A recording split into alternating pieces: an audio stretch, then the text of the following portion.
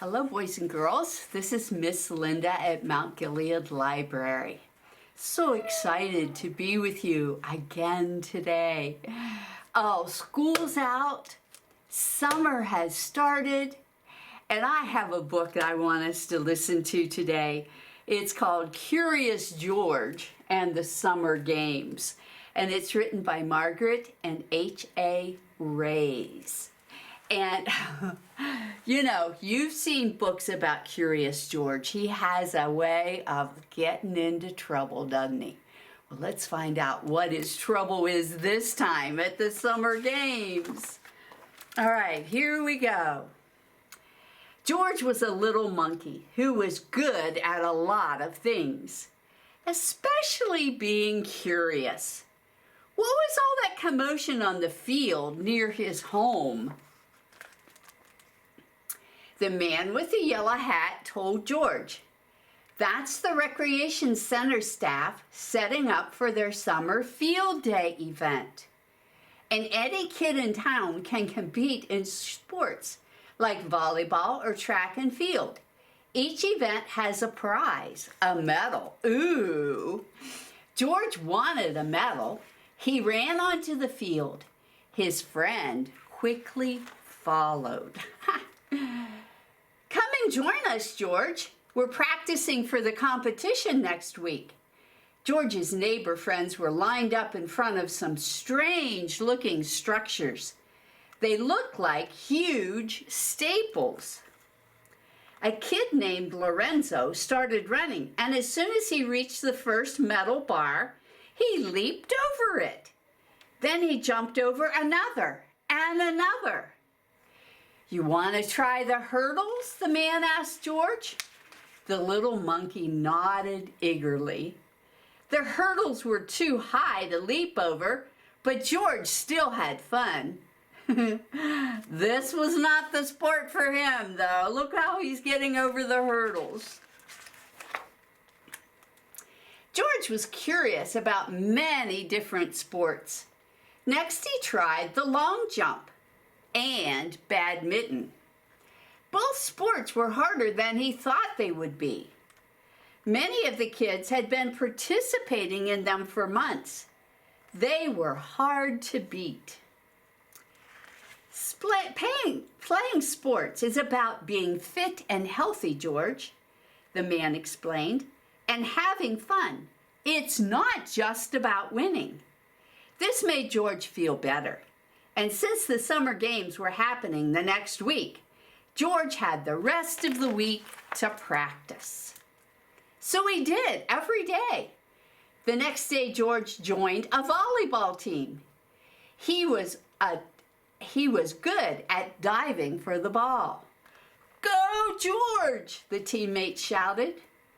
But instead of returning the ball over the net with one bump, George grabbed it and ran. Uh-oh. George would need to learn so many rules about this game before he could play it the right way.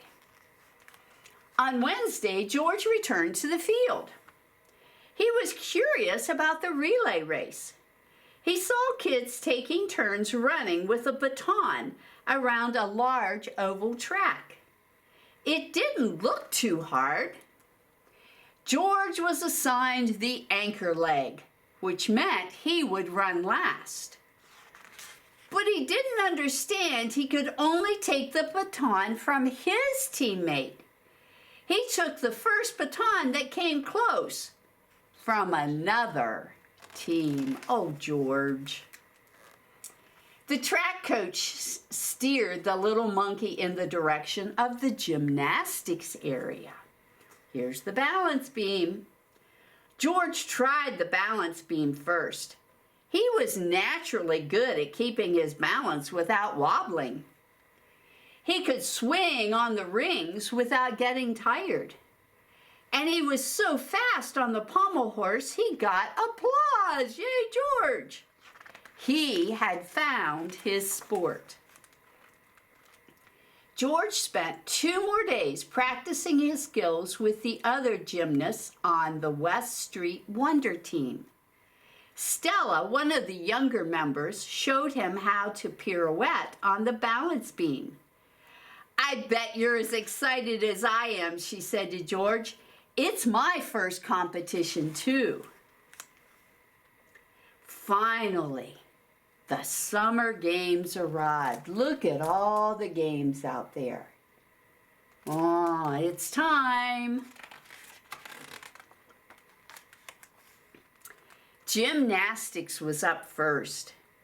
George enjoyed cheering on his teammates. Even though he did sometimes forget he shouldn't be doing cartwheels on the sidelines and distracting the audience. But look, oh no! Stella hadn't started her routine. She was nervous that there were so many faces watching from the stands. Oh, look, she's on the balance beam and she's just standing there. George heard someone say Stella had stage fright. He knew what he had to do. But before anyone could tell him it was against the rules, he climbed onto the beam and did a handstand. Stella smiled at him. George then held out a hand. Stella stretched her arms out and bowed. Then she did a perfect pirouette. George mirrored her. He was doing what she was doing. As long as Stella kept her eyes on George, she didn't feel nervous. She finished her routine to a grand applause. Yay, Stella!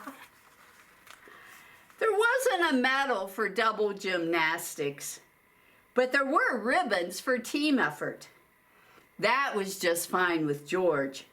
Making new friends and learning a sport had been the best part of the summer games. Besides, there was always next year. Next year.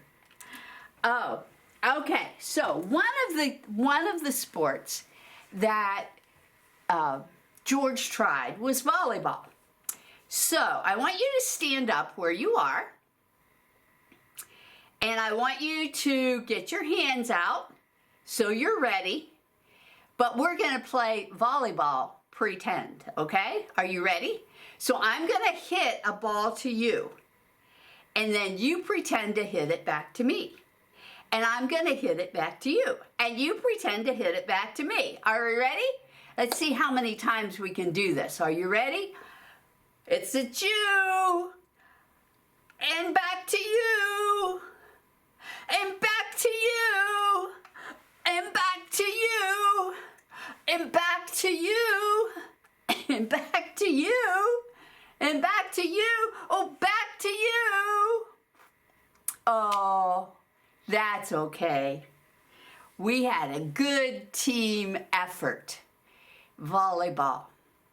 And you know, there's other things that George did in there, like walking on a balance beam. Can you stand and pretend that you're walking on a balance beam? Put one foot in front of the other and your hands out to balance yourself. Okay? And you might even know how to do a pirouette on the balance beam. That's awesome. Good job. Very good job. Okay, let's have a seat. All right, we're ready for book number 2. And book number 2 is The Gruffalo. Did you ever hear of a Gruffalo? Is it really an animal? I don't know. We're going to have to find out. This was written by Julia Donaldson and Alex Scheffler.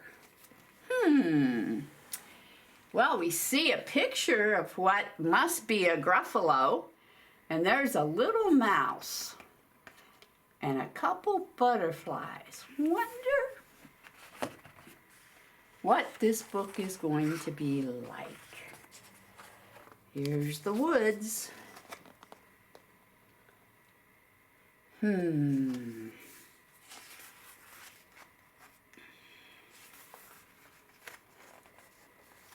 Okay, here we go. A mouse took a stroll through the deep, dark wood. A fox saw the mouse, and the mouse looked good. "Where are you going to, little brown mouse?" "Come and have lunch in my underground house." "It's terribly kind of you, fox, but no. I'm going to have lunch with a gruffalo." "A gruffalo? What's a gruffalo?" "A gruffalo. Why, didn't you know? He has terrible tusks and terrible claws and terrible teeth in his terrible jaws." "Where are you meeting him?" "Here by these rocks, and his favorite food is roasted fox." Oops! "Roasted fox! Oh my!" Fox said. "Goodbye, little mouse," and away he sped. Silly old fox, doesn't he know there's no such thing as a gruffalo? On went the mouse through the deep dark wood. An owl saw the mouse, and the mouse looked good. "Where are you going to, little brown mouse?" "Join me for tea in my treetop house." "It's frightfully nice of you, owl, but no, I'm going to have tea with a gruffalo." "A gruffalo? What's a gruffalo?" "A gruffalo. Why, didn't you know? He has knobby knees and turned out toes and a poisonous wart at the end of his nose." "Where are you meeting him?" "Oh, here by the stream, and his favorite food is owl ice cream." "Owl ice cream? To-wit, to-wit! Goodbye, little mouse," and away owl flew. Silly old owl, doesn't he know there's no such thing as a gruffalo? On went the mouse through the deep dark wood. A snake saw the mouse, and the mouse looked good. "Where are you going to, little brown mouse?" "Come for a feast in my log pile house." "It's wonderfully good of you, snake, but no, I'm having a feast with a gruffalo." "A gruffalo? What's a gruffalo?" "A gruffalo. Why, didn't you know? His eyes are orange. His tongue is black. He has purple prickles all over his back." "Where are you meeting him?" "Oh, here by the lake, and his favorite food is scrambled snake." "Scrambled snake? It's time I hid. Goodbye, little mouse," and away snake slid. Silly old snake, doesn't he know there's no such thing as a gruffa? But who is this creature with terrible claws and terrible teeth in his terrible jaws? He has knobby knees and turned out toes and a poisonous wart at the end of his nose. His eyes are orange, his tongue is black, he has purple pricklers all over his back. Oh, help! Oh, no! It's a gruffalo! "My favorite food," the gruffalo said. "You'll taste good on a slice of bread." "Good," said the mouse. "Don't call me good. I'm the scariest creature in this deep dark wood. Just walk behind me and soon you'll see everyone is afraid of me." "Oh, sure," said the gruffalo, bursting with laughter. "You lead the way and I'll follow after." They walked and walked till the gruffalo said, "I hear a hiss in the grass ahead." "It's Snake," said the mouse. "Why, Snake, hello." Snake took one look at the gruffalo. "Oh dear," he said, "goodbye, little mouse," and slid right into his log pile house. "You see," said Mouse, "I told you so." "Amazing," said the gruffalo. They walked some more till the gruffalo said, I hear a hoot in the trees ahead. Who's the hoot?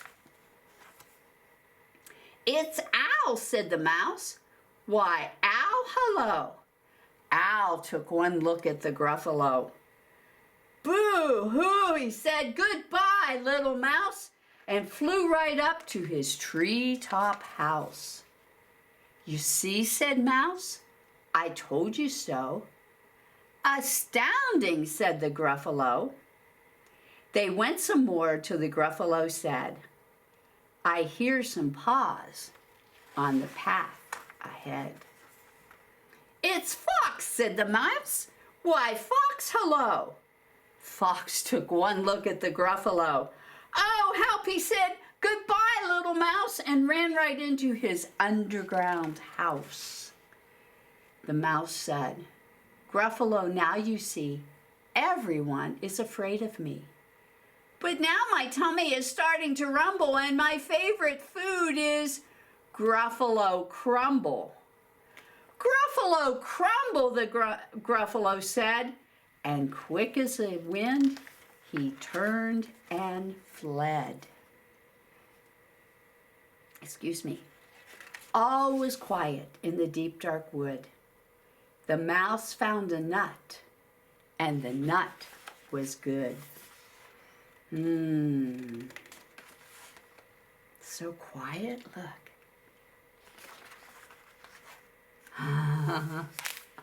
Oh, isn't that a good book? There's other books about the Gruffalo, like The Gruffalo's Child. Maybe we'll have to listen to that one sometime. What do you think? Okay. All right. Well, here's our next book, and it's the book Soaked. Now, when you figure out that you're soaked, you're outside and you're soaked, what's it doing? Is the sun shining? Is the wind blowing? Maybe. Is the moon shining? What's happening? It's raining. All right, so I want you to sit on the floor, and I want you to do this with me, okay? We're going to take our hands and we're going to hit the floor like this. Pitter-pat, pitter-pat. The rain goes on for hours. And though it keeps me in the house, it's very good for flowers. Can you do that with me again, okay? Put your hands on the floor, okay? And let's do pitter-pat. Pitter-pat, pitter-pat. The rain goes on for hours. And though it keeps me in the house, it's very good for flowers. Yes, all right. So let's find out what's happening in Soaked. By Abby Cushman. By Abby Cushman. Look, there's umbrellas. Do you see what's on the umbrellas? Haha, yes. Bumblebees on the umbrellas.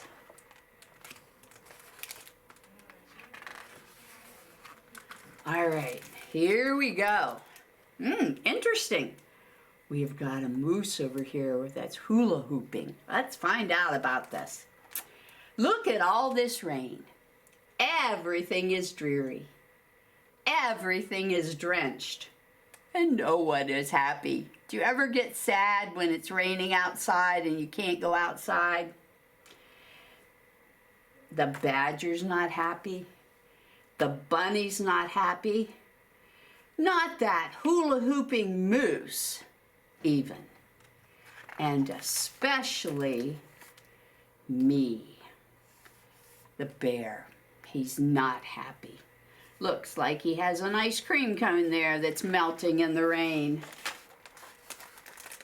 Because the rain ruins everything. It ruins ice cream cones. It ruins sand castles. It ruins cashmere sweaters. All the things that bears love.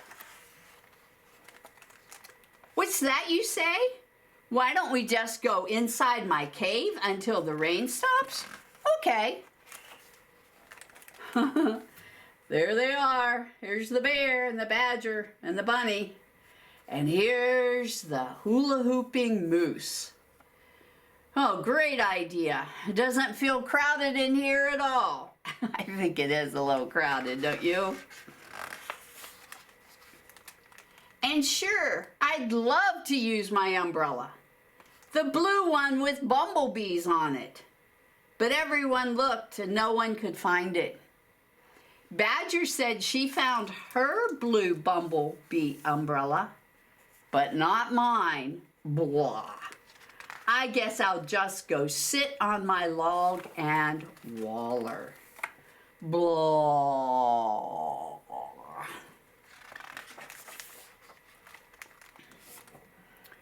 Oh no!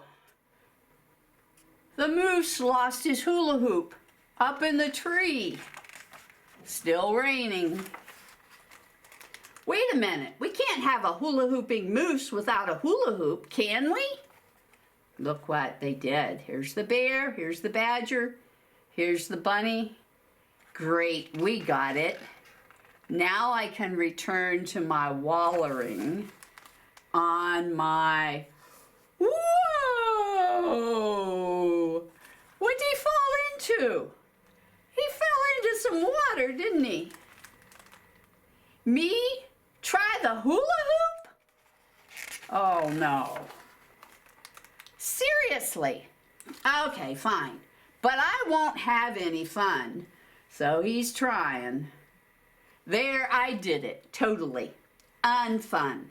Just like I thought. Now, if you'll excuse me, I need a moment to myself. Where'd he go back to?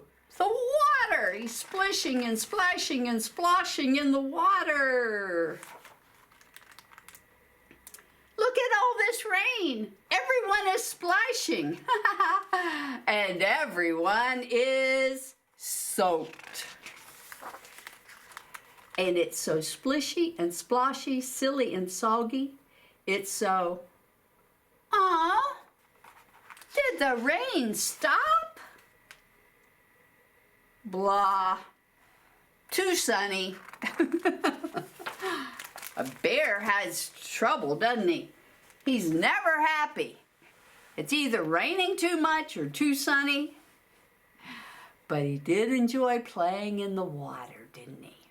And summer is a great time for playing in the water. I bet you're going to do a lot of that this summer, whether on a sprinkler in your backyard or at a pool, or maybe even you'll get to go to the ocean and play in the water. It'll be so exciting. It was so great to be with you today. Just a couple more weeks and you can come in here and join me for story time. Cannot wait. Cannot wait. You have a great week. Bye from Miss Linda at Mount Gilead Library.